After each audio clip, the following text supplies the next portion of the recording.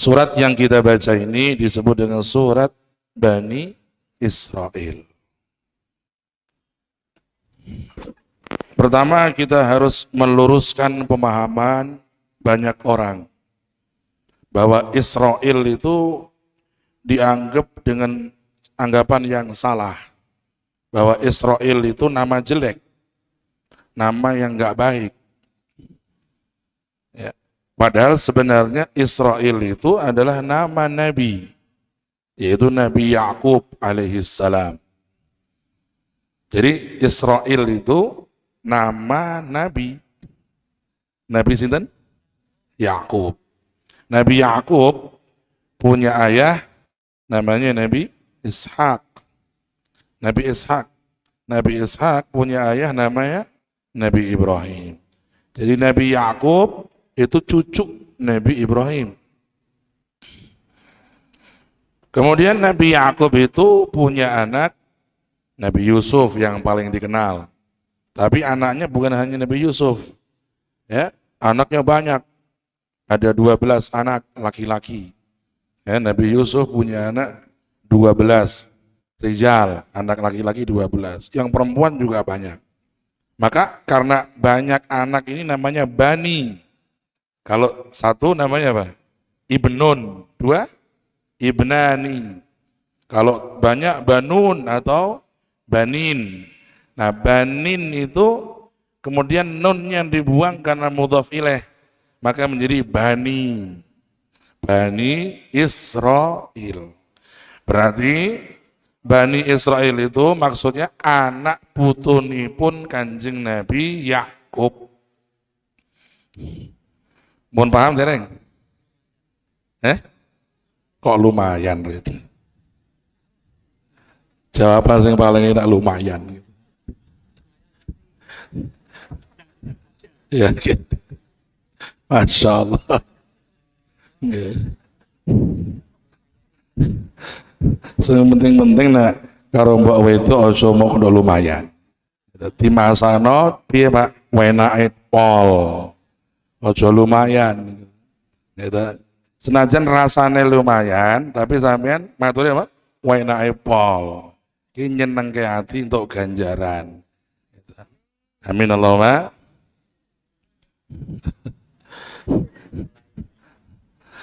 Terus Bani Israel niku anak cucunya Nabi Yakub alaihissalam, dan tidak boleh kita itu melaknat Bani Israel secara umum. Semoga Allah melaknat Bani Israel, enggak boleh, haram, dosa. Karena Bani Israel itu di dalamnya banyak nabi-nabi. Putu-putune Nabi Ibrahim niku nggih Bani Israel niku, sing saka Nabi Yakub niku putu-putune Nabi Ibrahim nabi-nabi kathah, Nabi Musa, Nabi Daud, Nabi Sulaiman, Nabi Isa, itu semua termasuk Bani Israel. Mereka itu anak cucu Nabi Ibrahim dari Nabi Yakub. Dan itu sebutan bareng melaknat Bani Israel. Nah, sebagian orang tuh gampang, semoga Allah melaknat Israel. Loh, Israel ki nabi kok dilaknat ki. Nah, ini soalnya durung ngaji nang kauman gitu. Nah, semangat demo anti Israel, negara Israel tuh. Ya memang negara Israel itu negara yang jahat pemerintahannya. Tapi kita kalau melaknat nggak boleh ngomong semoga Allah melaknat Israel. Loh, Israel itu kalau di dalam Al-Quran itu maksudnya adalah Nabi Yakub alaihissalam. Anak cucunya itu ada yang kafir, ada yang muslim, ada yang iman, ada yang tidak beriman. Dan banyak nabi-nabi dari anak cucu Nabi Ibrahim. Makanya tidak boleh kebiahuyah melaknat Bani Israel. Dan dari itu pula redaksi Al-Quran kalau kita cermati di dalam Al-Ma'idah, Allah mengatakan lu'inal ladzina kafaru mim bani Israel. Ya, lu'ina dilaknat sapa alladzina wong-wong kang kafaru padha kafir min saka min iku min tab'id saka bagian Bani Israil. Nah, sebagian kalau Allah itu melaknat andai kata langsung kalimat lu'ina Bani Israil, nah, itu ada dalil. Tapi ini lu'inal ladzina kafaru min Bani Israil. Ini pertama penting ya, harus kita pahami siapa Bani Israil itu supaya kita tidak salah paham dan tidak salah di dalam memahami ayatul Quran. Kedua, kalimat Yahudi di Al-Quran apakah sama dengan Bani Israil? Nah, Yahudi itu dia adalah sebuah agama, keyakinan. Dia bukan nama sekte atau suku. Dan Yahudi itu oleh Allah dijadikan kaum terlaknat. Nah, dia agama, sebuah keyakinan. Ya. Dan Al-Quran sudah membongkar akidah Yahudi dengan begitu jelas. Wa qalatil yahudu Uzairun ibnullah. Orang Yahudi berkeyakinan Uzair itu anaknya Allah. Ini keyakinan Yahudi. Kemudian Yahudi menuduh Allah itu pelit. Wa qalatil yahudu yadullahi maghlulah. Yahud, kalimatnya Yahud, bukan Bani Israil loh. Wa qalatil yahudu yadullahi maghlulah. Allah itu pelit. Menuduh Allah itu pelit. Itu Yahudi. Mereka mengaku sebagai anak Tuhan. Wa qalatil yahudu wan nasara nahnu abna'ullahi wa ahibba'u. Mengaku sebagai anak-anak Tuhan. Ini akidahnya Yahudi ini, supaya kita paham. Nah, kalau Yahudi itu mereka kaum terlaknat dan Allah melaknat mereka. Dan Allah menghina mereka. Kejahatan-kejahatannya oleh Allah diabadikan di Al-Quran. Membunuh para nabi, yaktulunal anbiya'a bighairi haqq. Mereka itu yuharrifunal kalima an mawadhihi, merubah-rubah kitab suci Taurat, dirubah-rubah. Ya. Dan mereka itu di antara mereka banyak dari mereka itu samma'una lil kadhibi akaluna lis-suhti. Begitu juga Allah mengatakan wa akhdhihimur riba, dan mereka itulah yang memblow up, membudayakan dan menjadikan dunia ini penuh dengan riba, penuh dengan rentenir. Ini semua adalah kerjaan Yahudi. Ya, orang-orang Yahudi ini Allah sudah menjelaskan di Al-Quran, walan tardha 'ankal yahudu walan nasara hatta tattabi'a millatahum. Kelompok Yahudi itu mereka enggak akan tenang hidup, mereka enggak akan tenang tidur sebelum kalian mengikuti milah mereka. Ini nas Al-Quran, tidak terbantahkan dan tidak ada mansuh, tidak ada penasakhan ayat ini. Ayat ini aktual dan selalu hidup sepanjang zaman.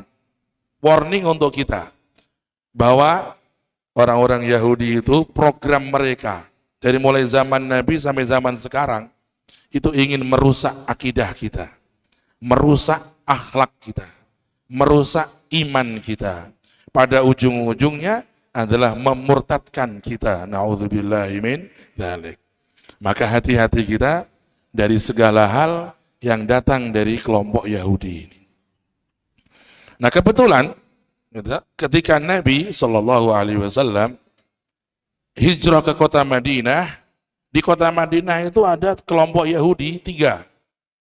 Pertama Qainuqa, kedua Bani Quraidah, ketiga Bani Nadhir.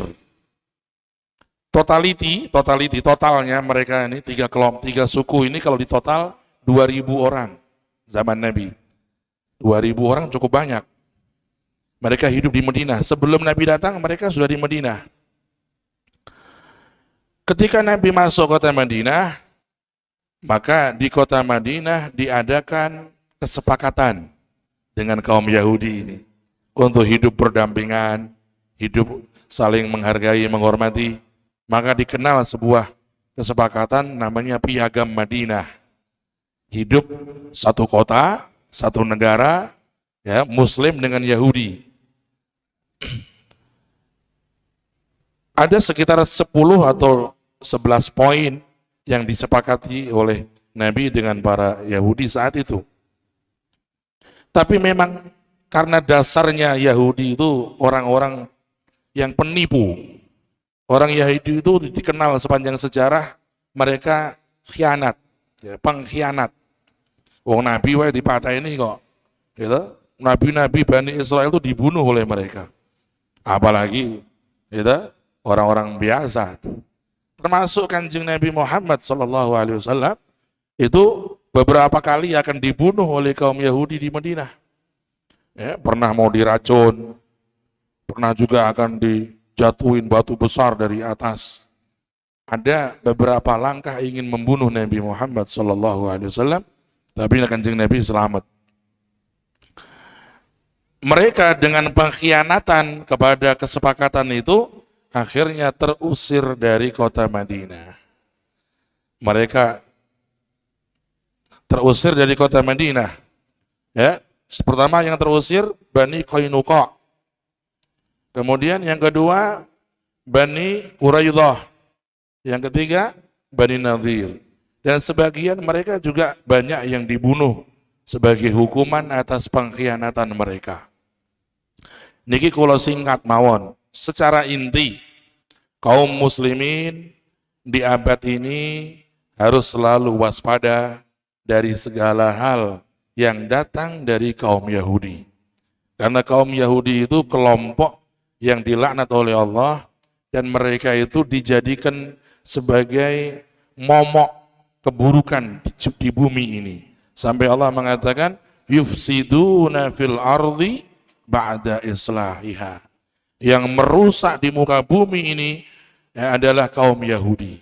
Ujung-ujungnya kalau kita lihat semua keruwetan dan kesulitan ini, di antaranya yang paling getol merusak tatanan dunia adalah kelompok Yahudi. Dan Allah mengatakan dalam Al-Quran bahwa manusia di muka bumi ini yang paling musuh kepada kaum muslimin adalah Yahudi. Ya, apa kata Allah? La tajidanna asyaddan nasi adawatan lilladzina amanul yahuda walladzina asyraku wa la tajidanna aqrabahum mawaddatan lilladzina alladzina qalu amanna alladzina aqrabahum mawaddatan alladzina qalu alladzina amanu alladzina qalu inna nasara. Jadi orang yang paling memusuhi kita kaum muslimin itu adalah kelompok Yahudi. Lu kok tahu? Allah yang ngendika kok. Yang ngendika Allah. Ini bukan hasil riset, bukan hasil kajian, bukan hasil survei. Ini langsung Allah menas di Al-Quran. Orang yang paling memusuhi muslimin, mukminin adalah kelompok Yahudi. Begitu kata Allah. Maka kita tidak boleh sembrono, gampang-gampang kepada orang Yahudi, nerima mereka gitu, atau bersahabat dengan mereka, atau jangan. Ya, wong Nabi wae kok dipateni kok pomene sampean. Gitu. Maka ya kita harus menghindari segala hal yang berhubungan dengan mereka. Lalu sampai kadang-kadang kepengen nggih tiang-tiang masyarakat Islam niku bu jenengan nek tumbas unjukan air mineral niku lho. Nggih, air yang namanya untuk minum itu, minumlah produk-produk dari pesantren. Ada air mineral yang mereknya namanya Kahaki. Kahaki niku saking Kudus. Nah, itu diminum. Untuk acara-acara kita beli ya. Yang botolan ada, yang gelasan ada. Itu yang Kahaki itu dari Kudus, khataman Quran, atau yang Buya, merek Buya ada, atau yang merek Amanah, atau yang merek Santri dari Kediri, dari mana? Sidogiri, ya. Ada air mineral mereknya Santri. Jadi wong Islam niku nek gak ada acara niku airnya itu beli yang dari produk muslim, yang dari produk pesantren, supaya kita itu saling menguatkan. Ya, niku nggih sekeco malah diwacani Quran niku. Barokah niku sing kahaki niku. Ya ta? Nah, kita usahakan berubah. Kalau kita punya acara, ya, jangan kita membeli yang produk-produk dari Yahudi, produk-produk dari musuh-musuh Islam. Beli dari air mineral yang diproduksi oleh pesantren, yang diproduksi oleh muslimin, supaya kita itu lebih selamat dan lebih barokah. Amin Allahumma amin ya rabbal. Pakaian untuk ibu-ibu, ibu-ibu mau lebaran mesti beli baju baru ya. Bu, apa kabar? Saya nggih pun ngantuk dereng. Oh nggih. Masuk kiai ini ganteng ngantuk rek. Terus ibu-ibu kalau beli baju untuk putrinya, beli baju untuk ponakannya, biasakan dari mulai kecil anak-anak putri kita memakai baju-baju yang Islami, yang baik. Jangan dibelikan baju-baju yang ngapret, ketat, ya toh, nerawang. Wis nerawang ngapret ono tulisane you can see. Yes. Ya toh. Niki sing gawe goro-goro niki gitu. Gitu. Itu semua baju-baju yang ala ketat, ala ngapret, ala nerawang, itu ajarannya Yahudi itu. Wong Jawa mawon mboten ngoten niku. Nek Islami kula sik kadon Pak Yai, kula pripun carane ora Yahudi, ora Islami. Wis kaya Jawa wae, jarian malah selamat. Wong jarian ki malah selamat lho. Jarian ki wis ketutup, ora nerawang. Wong Jawa niki nganggo klambi niku nggih dawa ngeten. Kula sik menangi mbah-mbah putri kula niku nggih klambine nggih model Jawa niku nggih sae. Ya ta?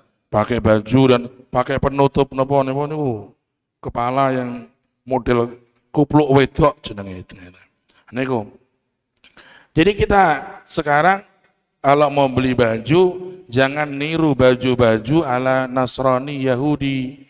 Ya, itu termasuk propaganda mereka untuk merusak kaum muslimin. Pakaian-pakaian dijadikan yang trendy itu adalah yang model ngapret, yang ketat, yang nerawang. Itu semua kalau dipakai secara hukum fikih dosa. Namanya itu belum pakai penutup aurat itu.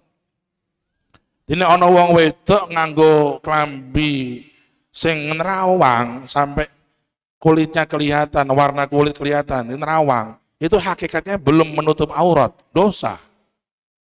Nah, ini penting. Ya. Atau dia itu tidak nerawang tapi terlalu ketat sampai bentuknya badan terlihat. Ini termasuk dosa. Karena apa? Karena itu hakikatnya belum menutup aurat. Niki kalau jelas ke. Jadi menutup aurat itu harus tidak mensifatkan kulit. Artinya tidak boleh nerawang. Yang kedua, tidak boleh ketat sampai membentuk tubuh. Harus sesuatu yang lebih lebar sehingga bentuk tubuh wanita itu tidak terlihat. Niki penting soalnya kauman niki kan kathah santri ngapalke Quran. Nggih. Lah, wong ngapalke Quran niku siriane iki termasuk ora kena ndelok wong ayu. Oh nek ndelok wong ayu terus kepencut ku apalan ilang separuh.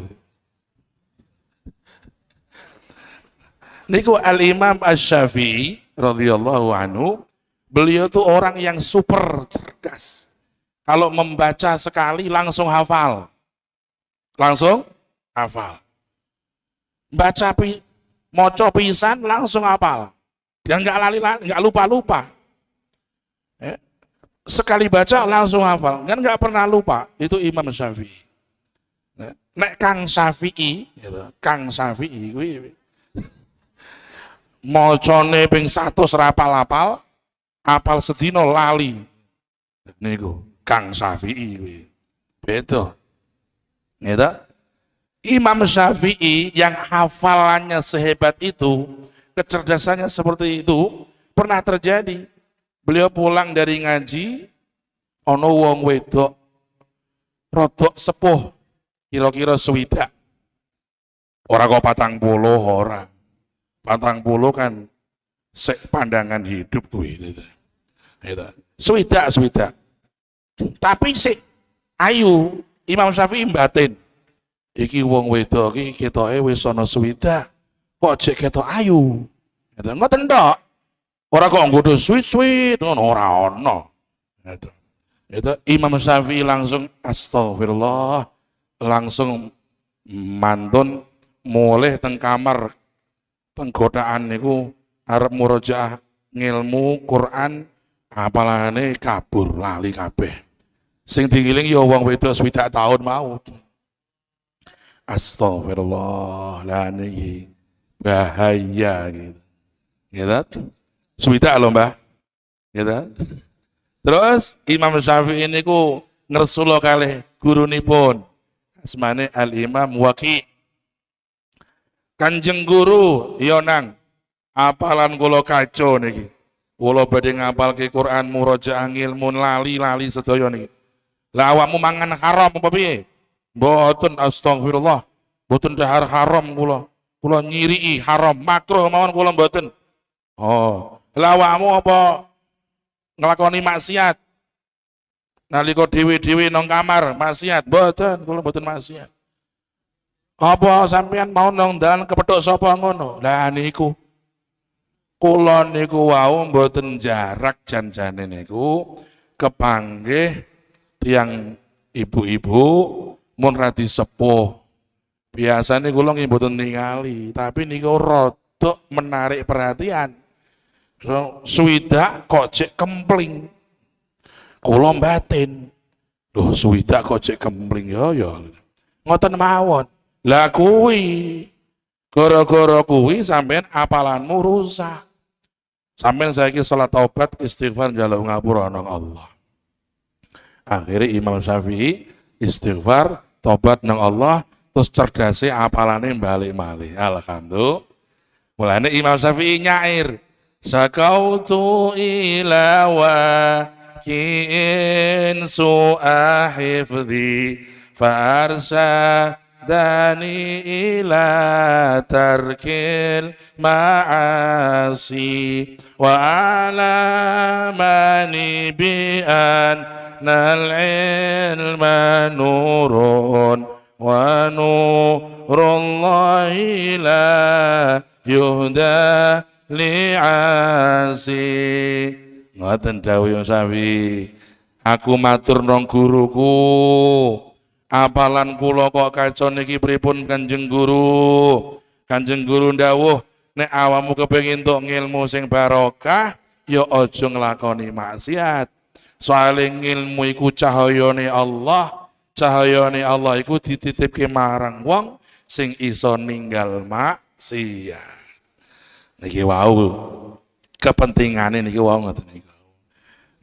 Padahal swidak tahun. Wi ilange ngoten niku, gitu. Lah anak 20 tahun ya ilang kabeh gitu. Resi balik modal gitu. La ilaha illallah. Ngoten mawon, sing penting nggih awake dhewe Bu, bapak-bapak nek mulai cilik anak-anak wedok niku termasuk putra-putra jaler niku, anak-anak lanang dibiarake pakaian-pakaian budaya yang islami. Sarungan itu dibudayake, pakaian-pakaian sing sae takwa itu dibudayake, diwarai. Mulai kecil kalau lebaran diberikan baju takwa, baju islami. Jangan diberikan baju-baju seperti orang-orang Yahudi dan Nasrani. Na'udzubillahi min dzalik. Niku pesan dari kalimat Yahudi, hati-hatilah dari kaum Yahudi. Dan jangan pernah kita mencintai atau mengikuti Yahudi. Karena apa? Karena mereka mengajak kita kepada kehancuran di dunia dan kepada neraka di akhirat nanti. Na'udzubillahi min dzalik.